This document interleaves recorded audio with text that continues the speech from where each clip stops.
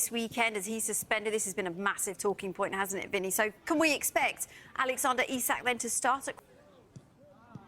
I think there's a good chance of it, and we're just looking at Liverpool's forward options, actually, because I keep going back to Federico Chiesa and the impact that he's had this season.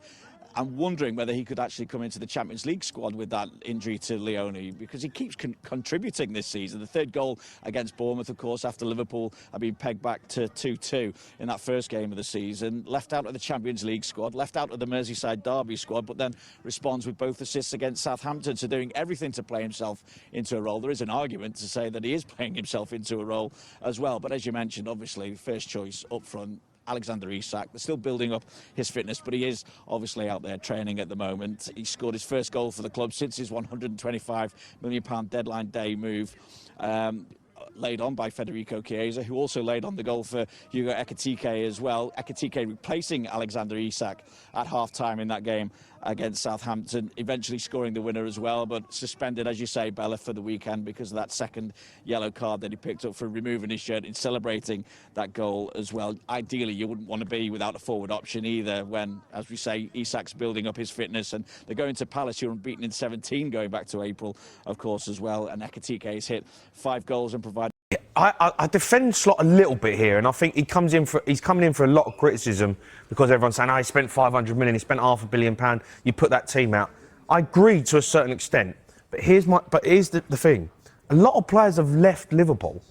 Do you know, like, when you go through the list of players that have actually gone, Núñez, Trent, Quansah, Diaz, Tsimikas, Harvey Elliott, and sadly, tragically, Diogo Jota, who passed away.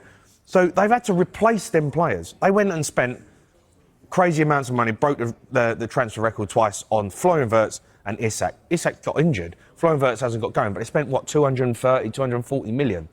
So but then the other players they've had to replace. You're replacing Diaz. You're trying to replace Núñez. You're replacing Trent. You're replacing Tsimikas. So people say you should have this unbelievable squad. They put a Galactico team together. Yeah, but he's allowed other players have left, so the squad is still a bit thin. It weren't massively overcrowded in the first place. He's only just replaced like for like. Why he let all them players go, I don't know. I wouldn't have let all them players go. Diaz, Harvey Elliott, they know what Liverpool's about. They know the DNA. They know how to win games. They know what it's about, competing at the highest level, week in, week out. He's let them go, and they look like they're struggling, and the new players that come in, they ain't ready to play for